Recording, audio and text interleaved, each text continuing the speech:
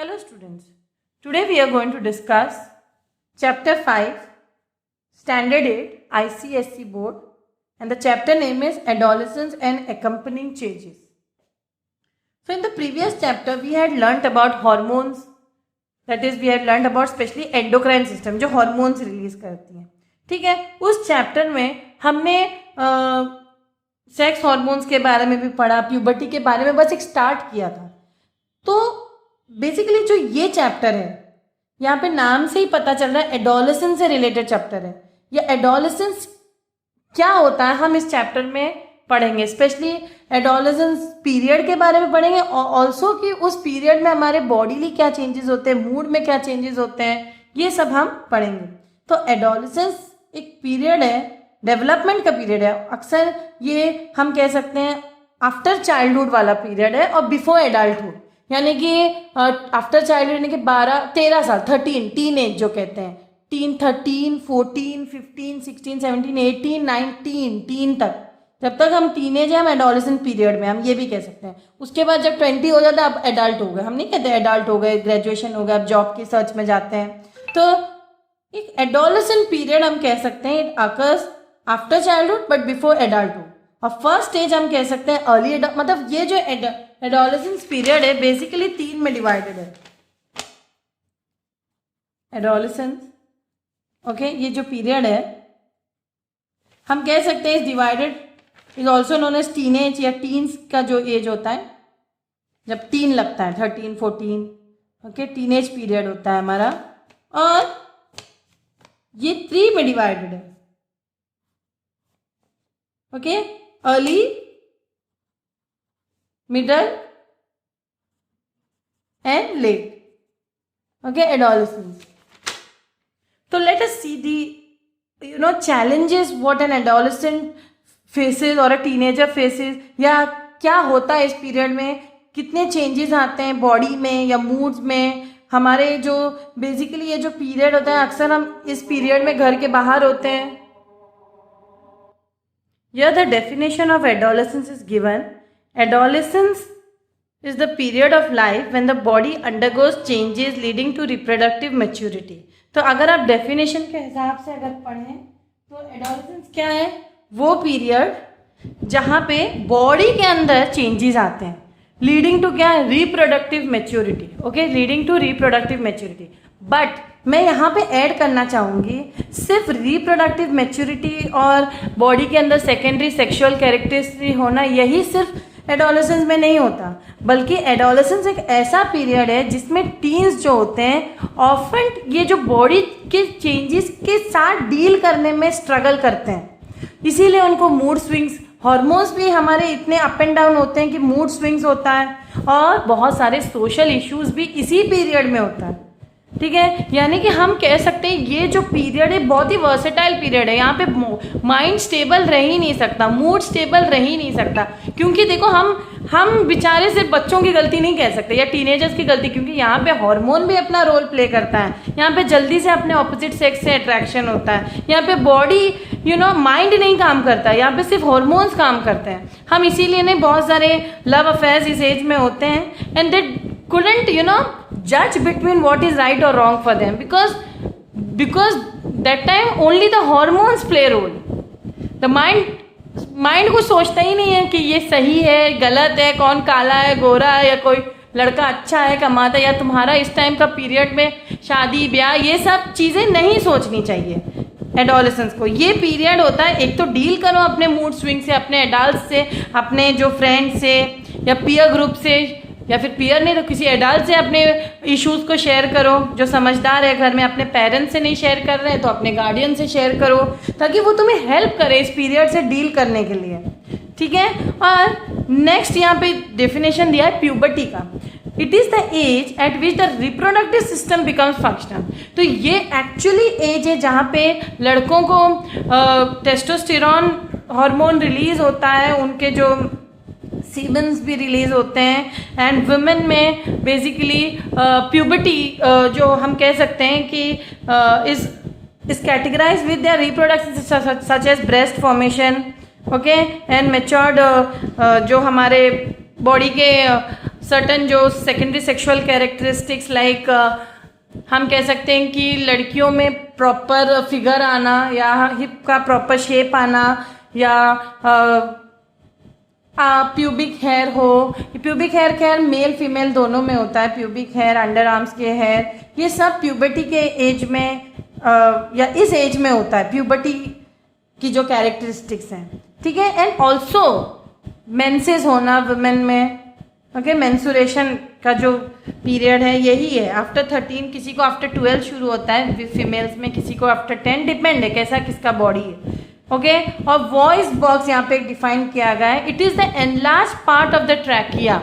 जो ट्रैकिया जो गले में है, जो उसका एनलार्ज पार्ट को, ट्रैकिया के एनलार्ज पार्ट को हम वॉइस बॉक्स कहते हैं, और जिसको हम लैरिंग्स भी कहते हैं, हम बायोलॉजी में पढ़ चुके हैं, जो कि हमारे वॉइस को अफेक्ट करती है, स्पेशली मेल्स में। आप देखते होंगे जो 13, 14, 15 एज के जो लड़के होते हैं, इनकी आवाज़ बहुत भारी हो जाती है। इनफैक्ट जो एडम्स एप्पल, जो गले में एक protruding part of the throat हम जो कह सकते हैं, गले में एक प्रोट्रूडिंग थोड़ा सा निकला हुआ पार्ट गोल गोल सा, उसको हम एडम्स एप्पल कहते हैं, ठीक है। ये भी होता है, इसका भी डेवलपमेंट हो जाता है।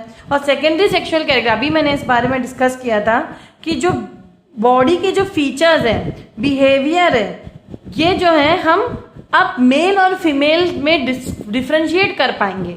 यानी कि अगर एक बच्चे को हम, एक 5-6 साल के बच्चे को हम लड़के का कपड़ा भी पहना दे लड़की को, तो भी हम उसको डिस्टिंग्विश नहीं कर पाएंगे कि वो लड़की है, लड़की नहीं है, लड़का है, या लड़का है कि लड़की। हम ये कन्फ्यूजन रहती है छोटे बच्चे, एटलीस्ट टिल 10 years हमें कन्फ्यूजन रहती है, क्योंकि बॉडी का जो डेवलपमेंट है या फीचर्स है, कोई डिफ्रेंशिएशन ज़्यादा नहीं दिखता है बाहरी तरफ से। लेकिन once you reach the age of 13 there is breast development in women, और इस वजह से हम डिफ्रेंशिएट कर पाते हैं मेल और फीमेल में, राइट। देन बैलेंस डाइट, यहाँ पे बैलेंस डाइट का भी डेफिनेशन दिया है, which means diet which includes proteins, carbohydrate, fats, vitamin in the requisite proportion. Requisite proportion यानी कि कितना रिक्वायर्ड प्रोपोर्शन है, कि कार्बोहाइड्रेट्स इतना ही खाना है, प्रोटीन्स उतने ही खाने हैं, है ना। ये नहीं कि हम रेशो जो है वो प्रॉपर होना चाहिए बैलेंस डाइट में। हम जनरली क्या, 1 प्याला राइस खाते हैं, 1 कप राइस, तो दाल भी 1 कप पी लेते हैं। एंड देन फैट्स में हम थोड़ा सा क्वांटिटी कम कर देते हैं, विटामिन की क्वांटिटी फ्रूट्स या वेजिटेबल की, ऑब्वियसली कार्बोहाइड्रेट और थोड़ी कम हो जाती, तो ये डिपेंड है, इसको हम आगे डिस्कस करेंगे।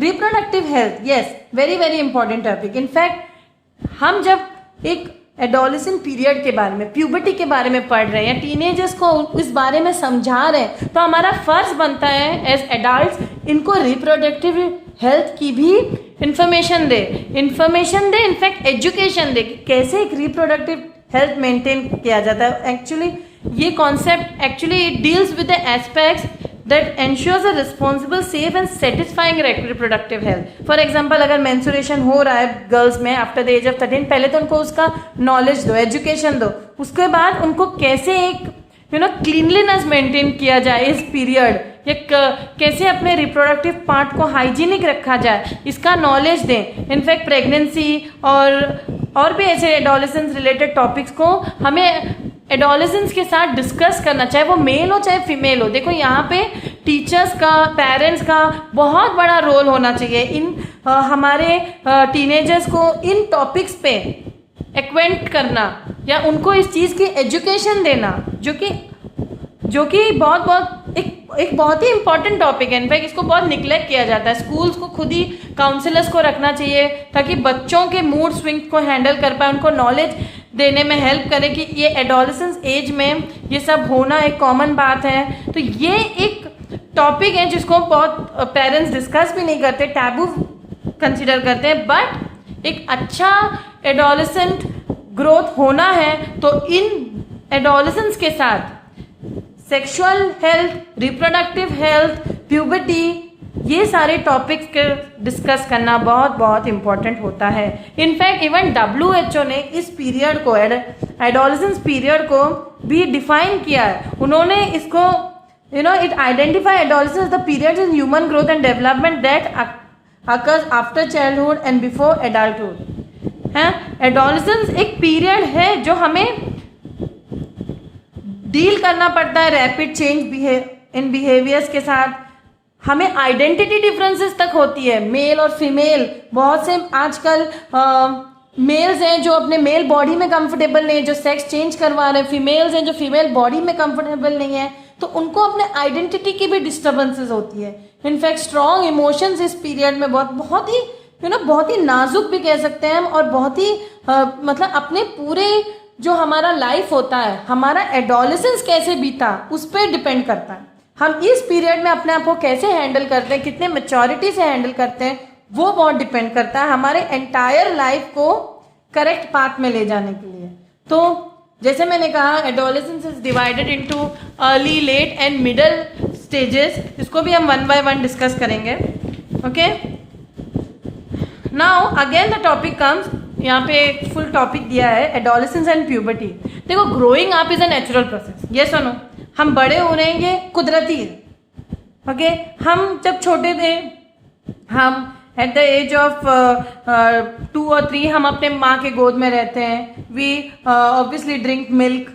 ओके, बट एक पीरियड आता है 5 to 6 चाइल्डहुड आता है, जहाँ पे अर्ली चाइल्डहुड, जहाँ पे हम स्कूल जाने लगते हैं। फिर स्कूल में ही around at the age of 11 हमें बॉडीली चेंजेस डेवलप होती है, जो एग्जैक्टली हम कह सकते हैं कि एडोलेसेंस बिगिन होने लगी है। Early adolescence, okay, early adolescence 11, 12, 13 तक हम कह सकते हैं, या फिर 15, 16, 17 मिडल एडोलेसेंस कह सकते हैं, 18, 19 तक, टीन जब तक लगेगा तब तक हम कह सकते हैं हमारा एडोलेसेंस पीरियड चल रहा है। Therefore, adolescents are also called as teenagers. और एडोलेसेंस स्पेशली लड़कियों में थोड़ा जल्दी भी आ सकता है, a year or 2 earlier than in boys. Okay, and it depends, person to person ये वेरी होता है, पर्सन टू पर्सन भी वेरी होता है, और गर्ल्स और बॉयज में भी वेरी होता है। ओके, और इसी पीरियड में ह्यूमन बॉडी बहुत सारे चेंजेस उनके अंदर होते हैं। ओके, और जैसे ही 11 years शुरू हो गया, समझो इन जनरल में बात कर रही हूँ, तो that is the period which marks the onset of puberty. Onset यानी कि शुरुआत, और द मोस्ट इंपॉर्टेंट चेंज यहाँ पे हो रहा है। ओके, इस वो बॉयज और गर्ल्स में दोनों केपेबल हो जाते हैं रिप्रोडक्शन। इस पीरियड में चाहे मेल हो चाहे फीमेल हो, दोनों में सेक्सुअल हॉर्मोन्स रिलीज होती हैं। ओके, जो प्यूबर्टी हम कह सकते हैं, हम इस पीरियड में नहीं, हिंदी में बालिग कहते हैं, यानी कि हम अब पेरेंट्स बन सकते हैं या रिप्रोडक्शन हो सकता है इस पीरियड में। Okay, puberty ends when an adolescent reaches reproductive maturity.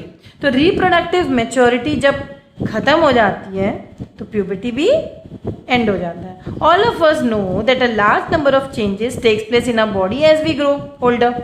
All of this changes can be grouped under general processes of growth, and some changes include increase in height, हमारी हाइट बढ़ती है, weight बढ़ता है, development of temporary milk teeth, ये भी होते हैं, which are letter, मतलब बचपन से बड़े होने तक ये सारे चेंजेस होते हैं हमारे। पहले मिल्क टीथ आते हैं, फिर परमानेंट टीथ आते हैं, फिर बॉडी के एफिशिएंसी, जो बॉडी के डिफरेंट पार्ट्स है उसकी एफिशिएंसी बढ़ते जाती है, हमारे मेंटल फंक्शंस और हमारे मेंटालिटी भी इम्प्रूव होती जाती है। मतलब मेंटालिटी नहीं कह सकते, मेंटल एबिलिटी अच्छी होती जाती है as we grow.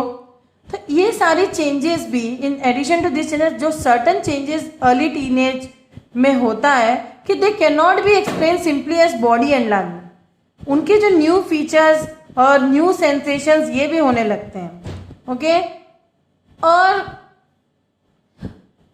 There are changes in the appearance and proportions of body part. तो बॉडी के प्रोपोर्शन में भी चेंज होता है। आप देख सकते हैं बहुत कर्वी बॉडी होने लगती है लड़कियों की।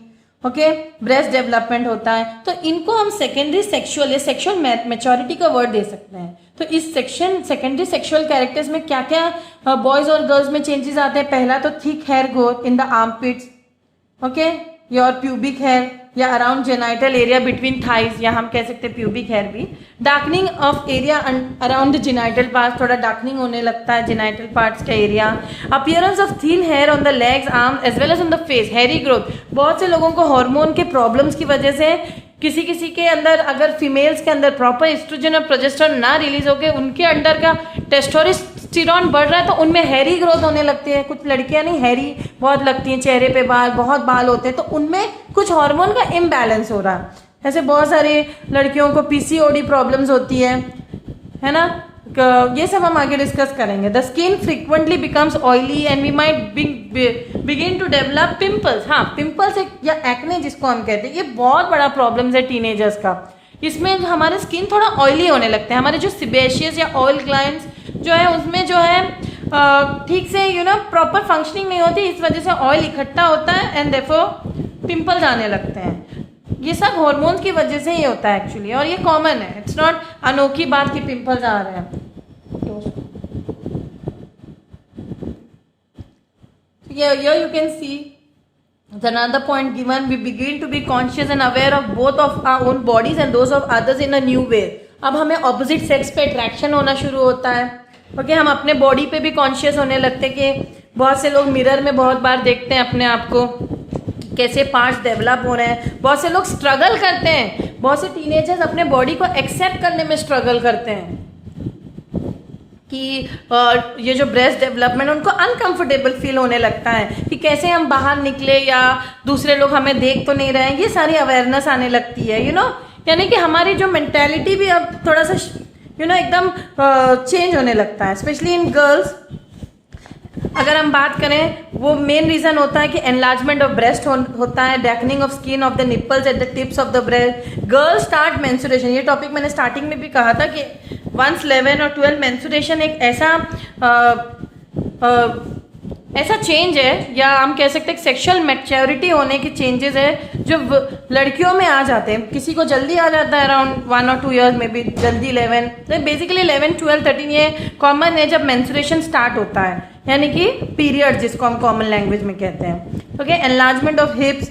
और इन बॉयज जो देखिए, ये जो मेंस्ट्रुएशन टॉपिक है मैंने रिप्रोडक्शन चैप्टर में डीपली डिस्कस किया है। You all can go to my reproduction chapter in B scholar channel, उसमें आप जाके लिंक पे मैं लिंक डाल दूंगी।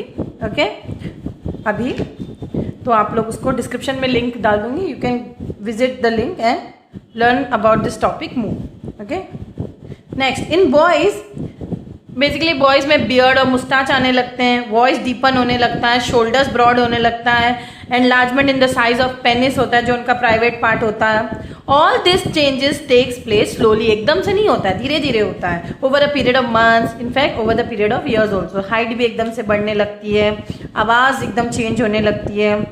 देखो, कुछ में जल्दी हो जाता है चेंजेस, कुछ में देर। For example, thick hair on the face in boys पहले धीमे स्कैटर्ड होके आते हैं, फिर स्लोली यूनिफॉर्म होने लगते हैं। तो नहीं, पहले थोड़े थोड़े बाल आते हैं बियर्ड के या मुस्टाच के, फिर एकदम से लेवल या यूनिफॉर्म आने लगते हैं। ठीक है, तो ये डिफरेंस है। तो कभी भी बच्चों को स्पेशली ये नहीं सोचना चाहिए कि मुझे नहीं आया है मुस्टाच, मेरे फेलो फ्रेंड को आ गया। तो ये सबको आपको नॉलेज होना चाहिए कि कुछ में जल्दी, मतलब प्यूबर्टिक चेंजेस या सेकेंडरी सेक्सुअल जो कैरेक्टर्स हैं वो कुछ में जल्दी कुछ में लेट आते हैं एडोलेसेंस में।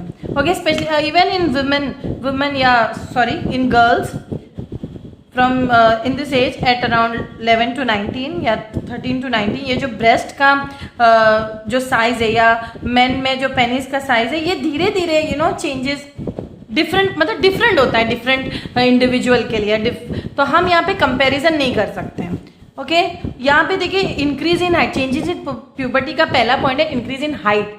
तो हाइट तो बढ़ती ही बढ़ती है, सडन इंक्रीज इन हाइट भी देखने को मिलता है अचानक इस टाइम पे, इसलिए हमें बहुत कैल्शियम वाली चीज़ें खानी चाहिए। ओके, इस टाइम पे, क्योंकि इस टाइम पे long bones of the arms और जो लेग्स होते हैं एकदम से लंबे लंबे होने लगते हैं, एकदम से हम लोग टॉल दिखने लगते हैं। Okay, there's one activity given over here, you all can go through it. Okay, then I'll move further in this chapter wherein they have given certain the activity 2 पे भी ग्राफ दिया गया, आप लोग इसको go through कर सकते हो। ओके, कुछ मेल्स जो होते हैं they attain puberty at the age of 13 to 14 years, while females attain puberty at the age of 10 to 12 years। तो डिपेंड करता है, मैंने कहा ये तो स्टार्टिंग में भी मैंने आपको बताया था।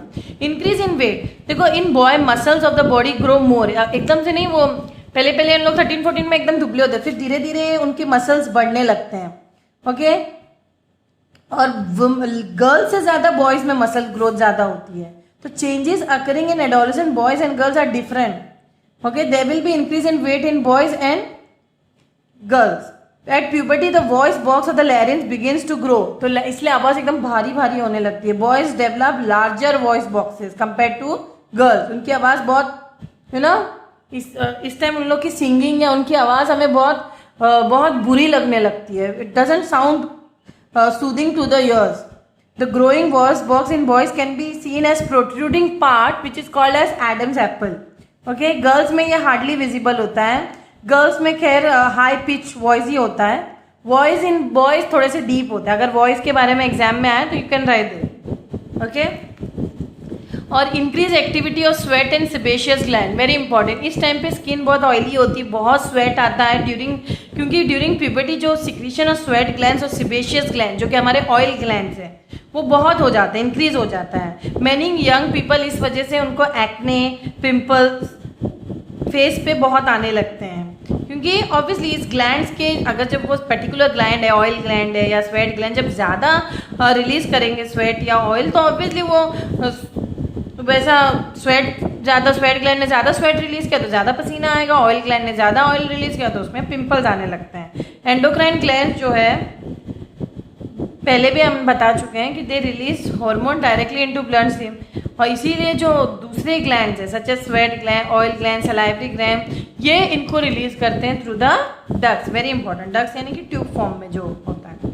डेवलपमेंट ऑफ सेक्स ऑर्गन्स, ये मैंने एंडोक्राइन ग्लैंड जब मैं पढ़ा रही थी I had told you all कि ये जो सेक्स ऑर्गन्स के बारे में हम इस चैप्टर में पढ़ेंगे, एडोलेसेंस चैप्टर में.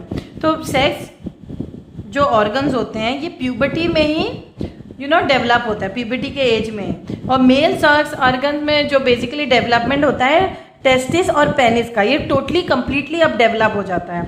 टेस्टिस अब स्पर्म्स रिलीज करना शुरू करते हैं, इसीलिए हम कहते हैं कि इस पीरियड में सेक्सुअल मैच्योरेशन आ जाता है. प्रेगनेंसी जो होती है बॉयज़ और गर्ल्स जो प्यूबर्टी में पहुंच जाते हैं वो प्रेगनेंसी मतलब वुमेन प्रेगनेंसी कैरी कर सकती है एक एडोलेसेंट बॉय से. ओके, ये नॉलेज होना बहुत ज़रूरी है. नेक्स्ट, इन गर्ल्स ओवरीज का एनलार्जमेंट होता है और एग्स भी मेच्योर्ड होने लगते हैं अब, इसीलिए they start releasing matured egg. Every month matured egg is released. अगर वो रिलीज एग को स्पर्म नहीं मिलता है इस वजह से मेंस्ट्रुएशन या पीरियड्स होते हैं. इसका भी पूरा हमने टॉपिक डिस्कस किया है, मैं डिस्क्रिप्शन डाल दूंगी. ठीक है, सॉरी मैं लिंक डाल दूंगी डिस्क्रिप्शन में. Next, reaching mental, intellectual and emotional maturity. See it is adolescence is not only the period of sexual maturation but also mental, intellectual and emotional maturation. यहाँ पे इंसान की एडोलेसेंस पीरियड में way of thinking बहुत बदल जाती है. हम अपने आप को बहुत इंडिपेंडेंट समझने लगते हैं. पहले से हम अपने को बड़े एक तरीके से बड़े समझने लगते हैं. इनफैक्ट हम इसको कंफ्यूजिंग पीरियड भी कह सकते हैं, टीनेज जो है, क्योंकि कभी कभी पेरेंट्स अराउंड 13 एज में हमको कहते हैं कि अभी तुम बड़े हो गए, चलो बाहर से सामान लेकर आओ. फिर अगर फ्रेंड्स के साथ घूमने जाना हो तो पेरेंट्स कहते हैं नहीं नहीं अभी आप छोटे हो. तो एक कंफ्यूजिंग टीनेज पीरियड को हम कंफ्यूजिंग भी कह सकते हैं. इसीलिए भी उनको अपने इमोशंस मतलब एक थोड़ा सा कंफ्यूजिंग भी रहते हैं लोग. ओके, वो अपने आप को वैसे बड़े समझते हैं क्योंकि उनमें इतना सेक्सुअल डेवलपमेंट हो गया, सेकेंडरी सेक्सुअल कैरेक्टर्स आ गए, वो दिमाग लगाने लगता है, अपने करियर के बारे में सोचने लगते हैं, अपने करियर अपने चूज भी कर लेते हैं इस एज में. और इंटेलेक्चुअल डेवलपमेंट बेसिकली इसीलिए हम कहते हैं कि होगा क्योंकि बहुत टाइम वो स्पेंड करते हैं थिंकिंग में. It is in fact the time where often the time in one's life when the brain has the greatest capacity for learning. इस पीरियड में जो हम पढ़ते हैं वो हम लाइफ लॉन्ग याद रखते हैं. Okay, however an adolescent may feel insecure to adjust to the changes in body and mind. ये है कि बस ये हम कह सकते हैं कि अब मैं जो बोल रही हूँ ये एडोलेसेंट का प्रॉब्लम भी है कि कभी कभी वो एडजस्ट नहीं कर पाते अपने बॉडी के चेंजेस से और माइंड के चेंजेस से. उनको समझ नहीं पाते हैं कि हमारे बॉडी में ये हो क्या हो रहा है. इनको समझाना ज़रूरी है. एज एडल्ट हम लोग को समझाना चाहिए कि ये नेचुरल है. As you are growing there will be changes in your body, there will be changes in your mood swings, so it is natural. तो इसीलिए हम समराइज कर सकते हैं पूरे चैप्टर को कि एडोलेसेंस में बेसिकली क्या क्या हो रहा है. मेंटल ग्रोथ हो रहा है, थिंकिंग स्किल डेवलप्स हो रहे हैं. ओके, हम बहुत फ्लेक्सिबली भी डील कर रहे हैं चीज़ों को, एब्स्ट्रैक्ट और लॉजिकल वे से भी थिंक करना शुरू किया है। हम दूसरों के पॉइंट्स को सुनते हैं और उनको अपने व्यूज़ बताते हैं, अपने आइडियाज़, हम और भी आइडियाज़ को एक्सप्लोर करना शुरू करते हैं, नए नए कॉन्सेप्ट डेवलप कर सकते हैं, नए नए आइडियाज़ पढ़ने में, और मेमोरी स्किल भी हमारी अच्छी इंप्रूव हो जाती है। इनफैक्ट हमारा इमोशनल ग्रोथ भी होता है, very important topic. Emotional changes बहुत आते हैं, हम अपने पीयर या अपने फ्रेंड ग्रुप से बहुत कनेक्टेड रहते हैं। फैमिली से ज़्यादा इस पीरियड में हम फ्रेंड से बहुत कनेक्टेड होते हैं, चाहे वो एक लड़के के लिए एक लड़की फ्रेंड हो या गर्ल फ्रेंड हो, चाहे बॉय फ्रेंड हो, यानी कि एक बॉय और गर्ल की फ्रेंडशिप हो या गर्ल और गर्ल की फ्रेंडशिप या बॉय और बॉय की फ्रेंडशिप, कोई भी फ्रेंडशिप हो, हम उसको एकदम समझते हैं कि ये सब कुछ है, यही दुनिया है, और या इनमें कोई प्रॉब्लम्स हो जाते हैं, हमारी दुनिया वहीं एंड हो जाती है। इसीलिए जो सुसाइडल टेंडेंसी या बाकी टेंडेंसी इस एज में बहुत होती है, क्योंकि हम सोचते हैं हम सब कुछ लूज़ कर चुके हैं। बट हमें इस चीज़ के लिए एडोलेसेंस को एजुकेशन देना चाहिए कि ये सब नॉर्मल है, यहाँ पे फ्रेंडशिप पे दुनिया एंड नहीं होती। ओके क्योंकि इस एज में जो इमोशनल कन्फ्यूजन भी बहुत रहता है, एक पीरियड में वो हैप्पी रहते हैं, अचानक दूसरे मोमेंट पे उनका मूड चेंज हो जाता है, वो सैड हो जाते हैं। ओके ये हार्मोन्स का भी यहाँ पे रोल प्ले होता है। ओके और फीलिंग ऑफ गिविंग और हेल्पिंग पीपल, ये भी बहुत आता है। Interest in the opposite sex, जैसे मैंने कहा, या desire to be close to opposite sex बहुत होता है। Okay it's normal, physical attraction होना नॉर्मल होता है to the opposite sex. Okay social growth भी यहाँ पे बहुत इंपॉर्टेंट होते हैं।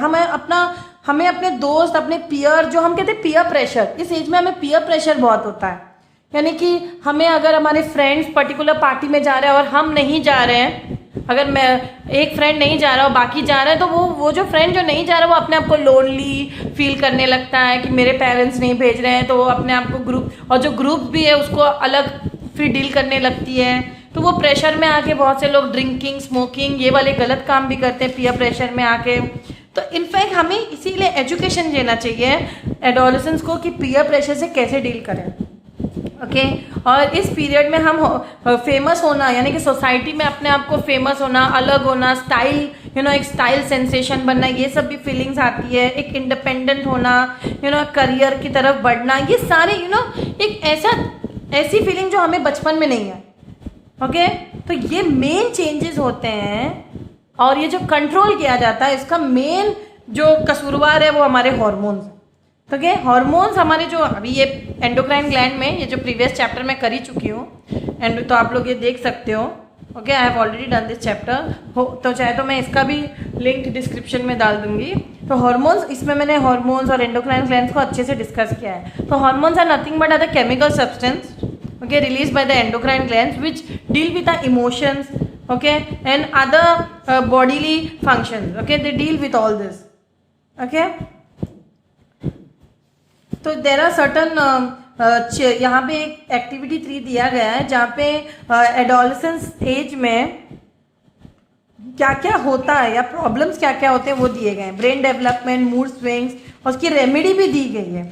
यहाँ देखो मूड स्विंग्स के लिए रेमेडी दी गई है कि अपने स्टूडेंट्स को गाइड करो कि हम इमोशनल इंटेलिजेंस के साथ बॉन्ड नहीं हुए थे, हम धीरे धीरे इसको डेवलप करेंगे। तो हमारे बॉडी में अगर इमोशनल चेंजेस आ रही है तो हम उसको, ये जो चेंजेस ये हो रहा है due to changes in hormonal, हम उनसे बात कर सकते हैं कि जो वो कर रहे हैं वो उनकी वजह से नहीं है, वो उनके हार्मोन्स की वजह से। इसीलिए जो टीचर्स हैं, फ्रेंड्स हैं, पेरेंट्स हैं, इनके इन कन्फ्यूजन को दूर करने में इनको हेल्प करना चाहिए। और भी जो प्रॉब्लम्स होती है वो आइडेंटिटी क्राइसिस, उनको अपने बारे में बहुत कॉन्शियस हो जाते हैं, उनके बॉडीली चेंजेस है, बहुत से लोग उसको एक्सेप्ट करने में स्ट्रगल करते हैं। They feel that it is उनको लगता है कि स्पेशली गर्ल्स में उनको बहुत बॉडीली चेंजेस आती, ब्रेस्ट डेवलपमेंट होते हैं, उनको मतलब वो कन्फ्यूजन पीरियड होता है कैसे, या एक अलग सा एक्साइटमेंट भी कह सकते हैं उनको होता है कि कैसे हम अपने बॉडी को डील करें, क्या पहने, इनमें बहुत प्री ऑक्युपाइड होता है। तो रेमेडी है कि हमें अगेन उनके लिए एक रोल मॉडल, एडल्ट्स को रोल मॉडल होना चाहिए एडोलेसेंस के लिए, और हमें उनके चॉइसेस और एटीट्यूड को भी सुनना चाहिए, एक्सेप्ट भी करना चाहिए, और जो गलत है उसको सही रास्ता भी दिखाना चाहिए। एकदम से उनको किनारा नहीं करना चाहिए। You have to explain to them कि what choices are right and what choices are not. Okay listen to them, in fact be good listeners, जो पेरेंट्स होते हैं या जो टीचर्स, उनको गुड लिसनर्स बनना भी और उनके हिसाब से साइकोलॉजिकली डील करना, वेरी इंपॉर्टेंट, साइकोलॉजिकली डील करना बहुत ज़रूरी है। यहाँ पे चेंजेस इन रिलेशनशिप आ रहे हैं क्योंकि टीनेजर्स को पेरेंट्स से ज़्यादा इस टाइम फ्रेंड्स और उनके पियर्स बहुत इंपॉर्टेंट लगते हैं। ओके, उनका एक्सेप्टेंस इनको बहुत इंपॉर्टेंट है, फैमिली का एक्सेप्टेंस नहीं इंपॉर्टेंट लगता है उनको। इस टाइम फैमिली सेकेंडरी रहती है एक तरीके से। इसीलिए रेमेडी ये है कि हमें कोलैबोरेटिव रिलेशनशिप बनाना चाहिए विच वी कैन कंट्रोल। उनके फ्रेंड से हमें भी फ्रेंडशिप करनी चाहिए। हमें देखना चाहिए कि हमारे जो हमारे चॉइसेस हैं हम अपने पेरेंट्स को बताएं, या पेरेंट्स को भी अपने बच्चों से उनकी चॉइसेस, उनके फ्रेंड्स से एक्वेंट होना चाहिए। वो अपने मतलब हमें अलाउ करना चाहिए एज एडल्ट्स, हमें अलाउ करना चाहिए टीनेजर्स को अपने फ्रेंड्स के साथ घूमना फिरना, बट हमें उनकी एक्टिविटीज़ पे मॉनिटर करना चाहिए ताकि वो बैड कंपनी में ना जाए। हम उनको बंद कर नहीं सकते हैं कमरे में, बंद करेंगे तो वो छुप छुप के जाएंगे। इसलिए बेटर है कि हम उनके फ्रेंड्स से उनको मिलने दें बट उनको मॉनिटर करें। Okay, this is very important, very very important. Okay, next है feeling extremely sensitive. You start feeling sensitive towards your body. कुछ भी एक्ने आया तो बहुत सी लड़कियां या लड़के कितने दिन उसको कुछ लगा रहे। Once you become an adult you don't care so much about your body, और when you were child you were not caring, but at this period of adolescence you get very much possessive about your body कि कुछ होना नहीं चाहिए। हाँ, skin पे बाल आया, नहीं इतने बाल नहीं होना चाहिए, you start trying treatment. So this is normal, you know, hormonal imbalance की वजह से ये चीज़ें होती हैं। तो रेमेडी ये है हमें उनको समझाना या काउंसलिंग देनी चाहिए। Counselling is the term very very important for adolescence. Why term क्या है? It's a counselling is a concept which psychologist can give, okay, to psychologist भी दे सकते हैं या एक प्रॉपर साइकोलॉजिस्ट के पास भी जाके काउंसलिंग ले सकते हैं। स्कूल में भी काउंसलर्स को हम अपॉइंट कर सकते हैं, या घर में पेरेंट्स भी काउंसलिंग या गाइडेंस भी काउंसलिंग दे सकते हैं एडोलेसेंस के इश्यूज और प्रॉब्लम से डील करने में, एडोलेसेंस को उनको समझाने में। ओके, उनको समझाओ कि जो उनका बॉडी है वो नॉर्मल है, जो उनके थिंकिंग है वो नॉर्मल है, they can overcome it. Okay, they can overcome it with the help of your adults. Okay, so ये peer pressure, contradictory thought, uncertainty, indecide, ये सब चीज़ें कॉमन है, उनको हमें समझाना बहुत ज़रूरी है। तो इमोशनल बिहेवियर को उनके कंट्रोल करने के लिए एडल्ट्स को एडोलेसेंस का साथ देना चाहिए। ओके, यहाँ पे एक टॉपिक आया सेकेंडरी सेक्सुअल, इसको सेकेंडरी सेक्सुअल कैरेक्टर जो हम पहले भी डिस्कस करे हैं। देखो, ये फीमेल की बॉडी है, मेल की बॉडी है। यहाँ आप देख सकते हो फीमेल रिप्रोडक्टिव ऑर्गन्स कौन कौन से हैं। एक्सिलरी या अंडर आर्म्स के जो हेयर अपीयर होना शुरू करते हैं, ज़्यादा पसीना आता है, ब्रेस्ट डेवलपमेंट होता है, वेस्ट लाइन नैरो होती है, कमर एकदम जो हिप्स है वो वाइडन होने लगता है, एक अच्छा सा एक कर्वी बॉडी होने लगती है, यूट्रस ओवरीज एनलार्ज होने लगते हैं, ओव्यूलेशन स्टार्ट होता है। ओव्यूलेशन स्टार्ट होने की वजह से मेंस्ट्रुएशन बिगिन होता है, प्यूबिक हेयर अपीयर होने लगता है, एक्सटर्नल जिनाइटल्स एनलार्ज होने लगते हैं, लॉन्ग बोन्स आने लगते हैं। तो ये तो हुआ फीमेल के बॉडी की डेवलपमेंट या secondary sexual characters in female during adolescence. और ये तो है मेल की बॉडी या मेल की सेकेंडरी या physical changes in males at puberty या during adolescence.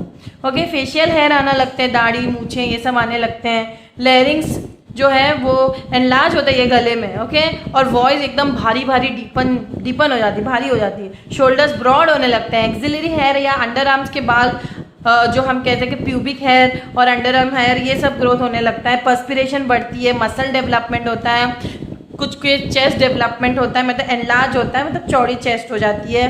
Pubic hair appear होते हैं, एक्सटर्नल जिनाइटल्स एनलार्ज और डेवलप्ड हो जाते हैं, स्पर्म का प्रोडक्शन शुरू होता है और लॉन्ग बोन ग्रोथ जो है वो स्टॉप होते हैं। ठीक है, द चेंजेस विथ, तो बेसिकली ये जो चेंजेस हो रहे हैं ये हार्मोन्स कंट्रोल करते हैं, और हार्मोन्स वो होते हैं जो केमिकल सब्सटेंस होता है, okay, which are secreted from the endocrine glands और एंडोक्राइन सिस्टम। तो importance of personal hygiene, starting में भी मैंने कहा था कि एडोलेसेंस को पर्सनल हाइजीन के बारे में बताना बहुत बहुत ज़रूरी होता है, क्योंकि यही जो अगर पर्सनल हाइजीन अगर हम सिखा दें तो उनका जो वो बहुत सारी बीमारियों से बच सकते हैं। मेन पर्सनल हाइजीन होगा हैव बाथ डेली, फिर सारे जो पार्ट्स होते हैं उसको अच्छे से वॉश करो। ओके, अगर हमें उन्हें समझाना चाहिए कि क्लेanलीनेस के वक्त अगर क्लेanलीनेस नहीं रखेंगे तो बॉडी में बैक्टीरियल इन्फेक्शन हो जाता है, स्पेशली गर्ल्स जो होते हैं, they should keep a track of the menstrual cycle कि कौन से डेट्स पे मेंसेस या पीरियड्स होने वाले हैं, उससे पहले वो प्रिपेयर रहें, अपने पैड्स वगैरह रेडी रखें, स्कूल जा रहे हैं तो अपने बैग में उसको रख लें, वो डेट्स हमें प्रॉपरली कैलेंडर में मेंटेन करना चाहिए, कब हमारा पीरियड्स का ऑनसेट होने वाला है, ये सारी जो एजुकेशन है हमें एडोलेसेंस को देना जरूर। और बहुत से एडोलेसेंस ये चैप्टर पढ़ भी रहे होंगे मुझसे, so please take it as a you know as an education और a knowledge which I am giving your, okay, please do follow this, please follow it, okay okay. Adolescence is a very natural period, there is nothing, कुछ अजूबा नहीं हुआ है आप लोग के साथ, ये सब नेचुरल है, इट्स ये कुदरती है, नेचर की तरफ, कुदरत की तरफ या गॉड की तरफ से दिया हुआ गया पीरियड है, which you have to deal with it properly, okay. Don't get emotionally hyped, okay, don't panic, okay, don't be stressful, deal it very coolly, talk to your friends, talk to your जो आपके मतलब कोई दोस्त है, adult में कोई दोस्त है, उनसे बात करो, काउंसलर से बात करो if you have any problem, okay. Personal hygiene maintain रखो, ट्राई टू वेयर कॉटन, मतलब कॉटन क्लोथ्स, योर जो हमारा एरिया होता है प्यूबिक एरिया वगैरह, you have to keep it clean, wear cotton undergarments, okay. और रही बात स्ट्रेस की, please you know don't take stress, because stress can be positive as well as negative. Positive stress वो होगा जब तुम्हें कोई गोल अकम्प्लिश करना है, ओके, समटाइम्स इट्स गुड क्योंकि हमें उससे न्यू अपॉर्चुनिटीज मिलती है। हाँ, हम एक मोटिवेटर की तरह स्ट्रेस हमें काम करता है क्योंकि हम उससे परफॉर्मेंस एग्जाम में, स्पेशली बोर्ड एग्जाम्स वगैरह में, यही तो पीरियड में तुम लोग बोर्ड एग्जाम्स देते हो, तभी एक स्ट्रेस क्यों लेते हो कि अच्छे से पढ़े, बट उसको हाइप मत करो, नेगेटिव मत, उसको स्ट्रेस को नेगेटिव मोटिवेटर मत बनाओ, ओके। स्ट्रेस लेके अपने आप की सेहत मत बिगाड़ो, ओके। और सुसाइड जैसी टेंडेंसीज को भी मत अपने दिमाग में लाओ, है ना, क्योंकि stress can be negative when a person faces social, physical, organisation, emotional problem, तभी वो नेगेटिव हो सकता है। तो अगर आप लोग ने ज़्यादा स्ट्रेस लिया तो आपके हेल्थ पे अफेक्ट हो सकता है, आपको क्रोनिक इलनेसेस हो सकती है। बहुत से लोगों को स्ट्रेस की वजह से heart disease, diabetes early ages में ही आ जाते हैं।